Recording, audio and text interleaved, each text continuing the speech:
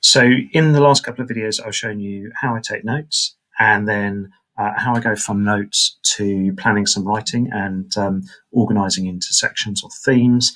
And here I'm just going to show you really quickly how I collate my references and how I store my references so that I know that I definitely have the full reference for anything that I might cite in my writing.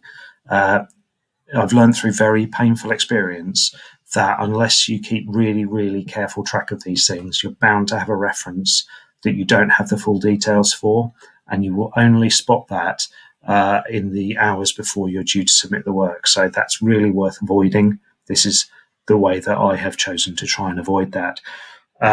We can go through this in the seminar if you'd like. This is a piece of software called RefWorks. And it essentially is a database to collect references. The things that you see on the screen here are article details that I have saved into this list. You might recognize some of the names if you've watched some of the previous videos. So Davis, the Chu et al., Yusuf et al.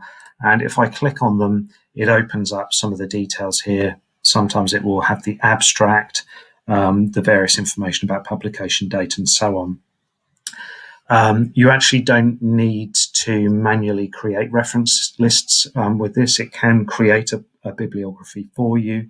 That's an incredibly useful thing to do, particularly if you've got very large numbers of references in a piece of work. If you've got 6 or a dozen that you're including in an essay, it's no bother to do it manually. If you've got 40 or 50 that you're including for a literature review, that's an enormous pain to do and to get consistent.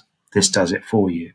I won't show you how you save things in here, but you can save directly from Summon or Google Scholar or any one of the other databases that the library uses. It's incredibly useful for me. It might be overkill for you, but actually you might just find it a very straightforward way of organising your references. Whatever you do, you need a way to organise your references.